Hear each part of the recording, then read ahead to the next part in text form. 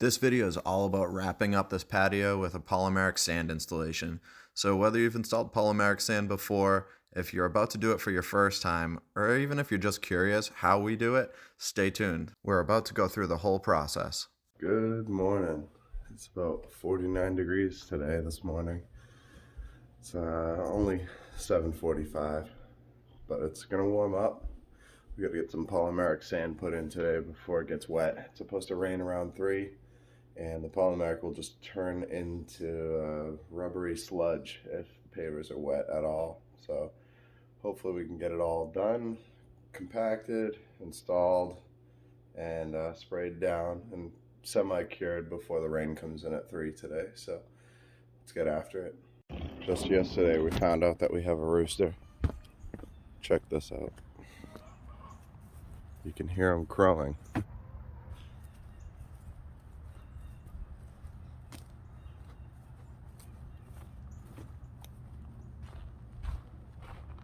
This guy right here.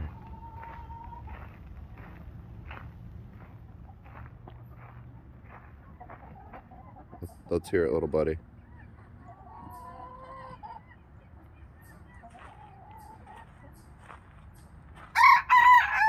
There it is. Cock-a-doodle-doo to you too. Hey, big mama. Bet these guys want to come out for the day.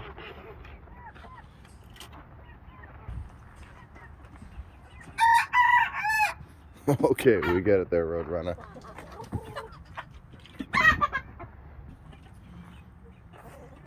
Hi, big mama. She's a sweet girl.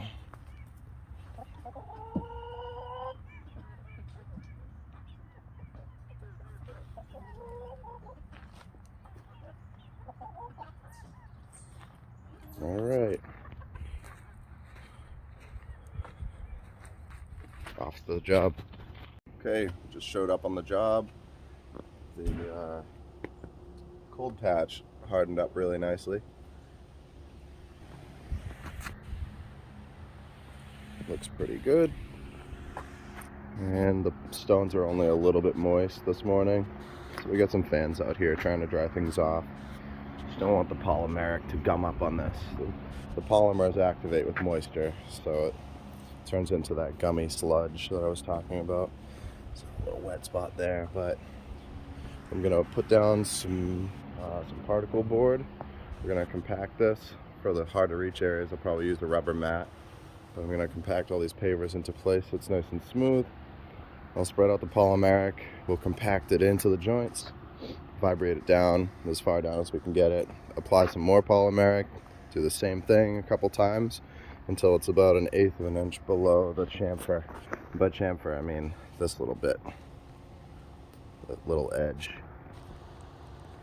So it should be 1/8 of an inch below that.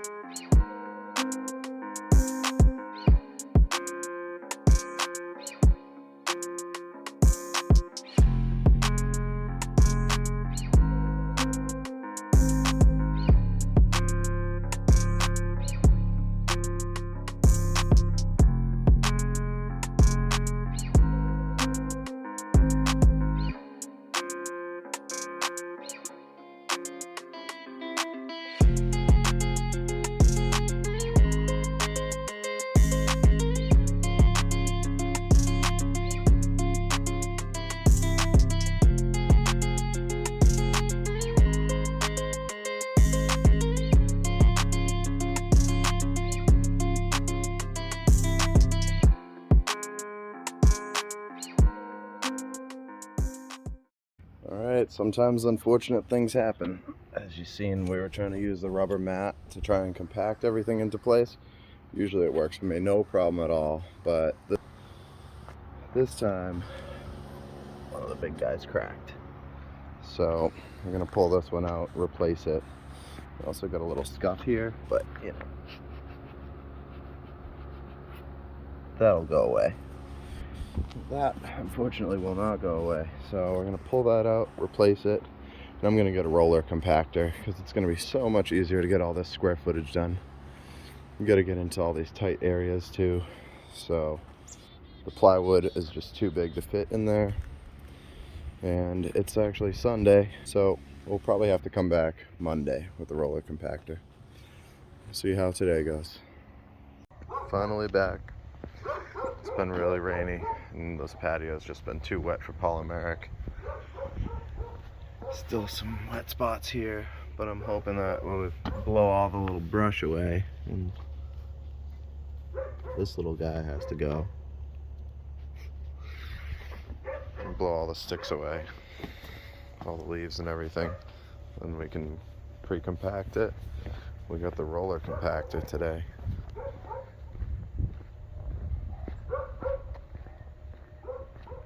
So we got this guy. It's got wheels on the bottom, so I can roll right over them, because my plate compactor over there was just pounding them. I ended up breaking one, so that's what we got today. Let's get after it.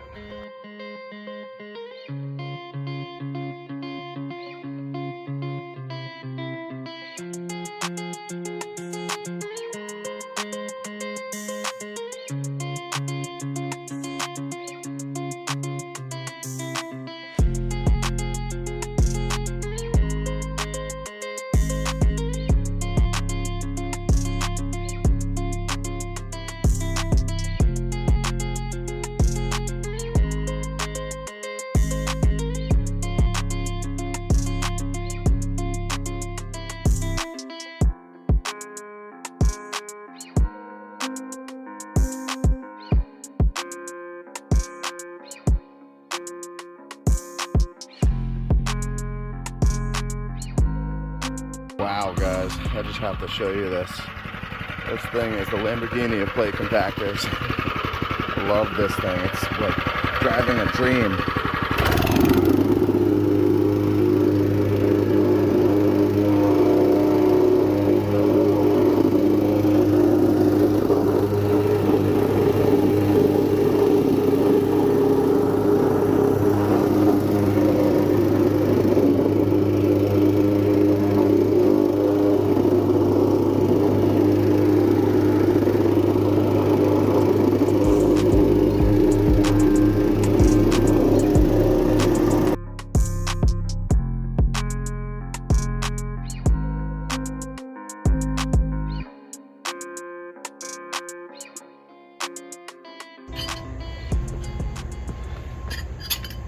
I noticed that this paver was sitting a little bit low, so we're gonna pop this out. Two putty knives.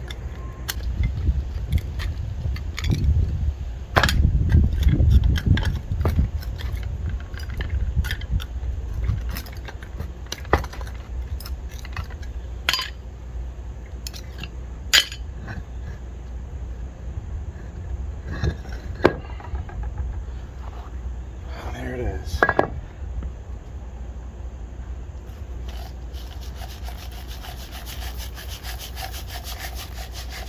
Some people use bedding sand, concrete sand.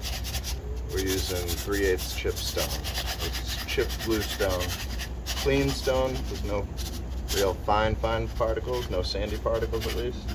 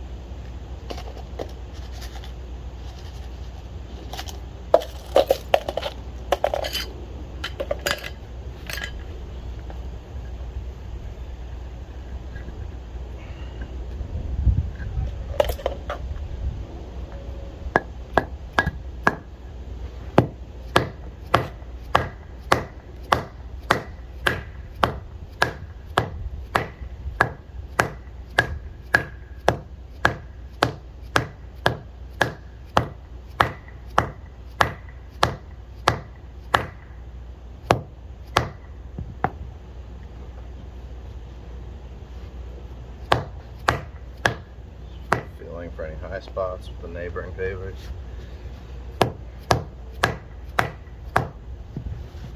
That's much better. That's to prevent any puddling so it doesn't freeze up in the winter, make a slipping hazard.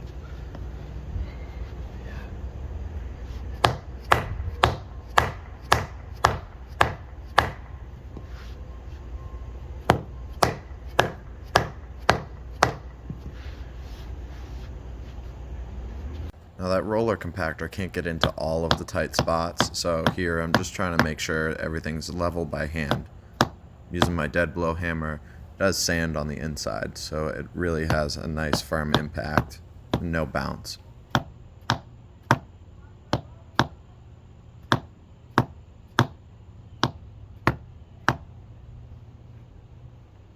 I'm just getting these down to the right height so that everything drains the right way. I don't want anything pulling up on that corner or anything like that.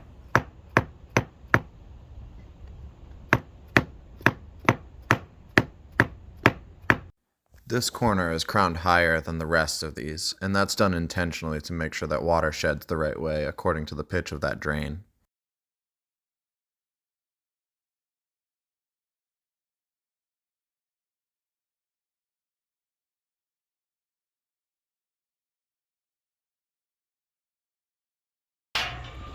While we're waiting for the patio to dry, I guess it's time to put the gates up. Here I am with a hammer drill, making sure that the gate has enough clearance on the bottom and that it also isn't too high compared to the column itself. I'm using a plumb bob to make sure that everything's totally vertical and plumb. Essentially, it's just a weight attached to a string. Now these gates also had to be very precisely aligned as far as the distance between the columns go. We were heavily reliant on the dimensions of the gate to determine how far apart the columns would actually be from each other. These particular gates needed exactly a ½ inch spacing between the two swinging doors. We actually went through a few pairs of gates to find one that wasn't too short or too tall for this area. So you see me here just measuring, double measuring, triple measuring, trying to make sure that we have the proper spacing between the two brackets. I'm installing these gates onto a threaded L-shaped bolt. I used a really strong landscape adhesive to install the L bolts. I propped the gates up just to make sure that they would end up drying at the same height without pulling the L bolts out of the columns, but it turns out that I should have just lifted the gates right off. The gates are very easily removable. This was done intentionally. So here I am just spreading out the polymeric sand. If you're going to go ahead and do one of these projects yourself, I suggest spreading the bag out in an S pattern over the whole area. Try to use as little as you can, that way you don't have too much excess left over. It's not that great to bulldoze a big pile of polymeric sand across your entire patio. It can actually cause the polymers to separate from the sand particles.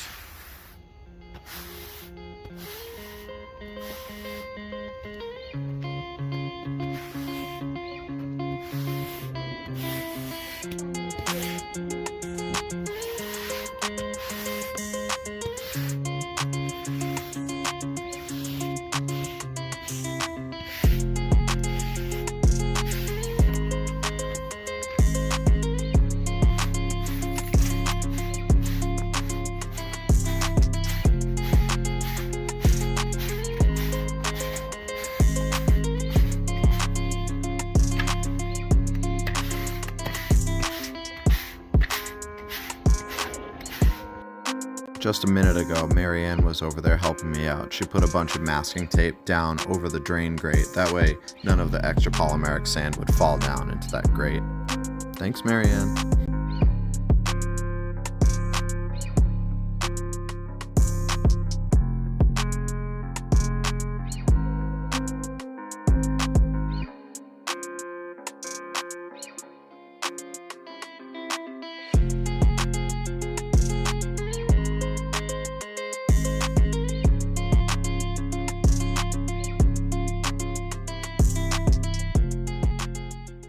Now I'm going to take the roller compactor and consolidate the sand down into the joint spaces. Sweeping it in alone just is not sufficient. the particles actually need to be vibrated down into the bottom of the joint. That way it gets full contact through the entire height of the joint space. Now, this is pretty unheard of, but this vibratory plate compactor actually cracked another one of the pavers. I believe these pavers had just been sitting on a pallet for too long. A lot of weathering happened to them where efflorescence occurred, and there was a lot of freezing and thawing with ice buildup in between the layers. So I feel like the pavers might have already had micro fractures inside of them and already been compromised before we even began this project. So the roller compactor really is designed to avoid cracking all pavers, but with this situation, we actually did lose one. So I pulled that out and replaced it. I was able to add more polymeric sand around it and give it a little vibration, and now I'm just topping the joints all off. I want all the sand to be 1/8 of an inch below the top of the paver chamfer, so that's what I'm going for right now.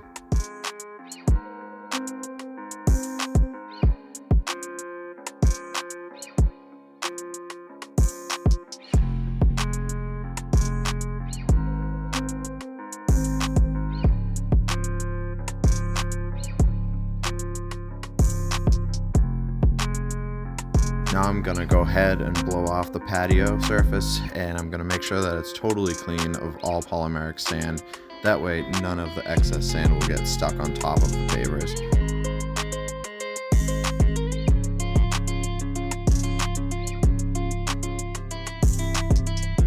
The first thing to do after everything is clean is mist down the patio with a very fine mist.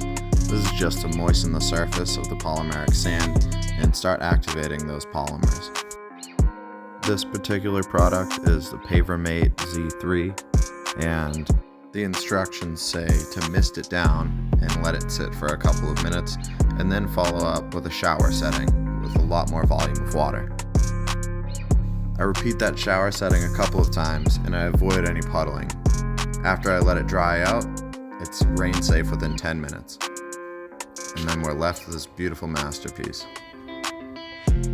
What do you guys think of this patio? Do you think this is something that you could pull off at your own house? Let me know in the comments below. Thanks a lot for watching, guys. See you on the next episode.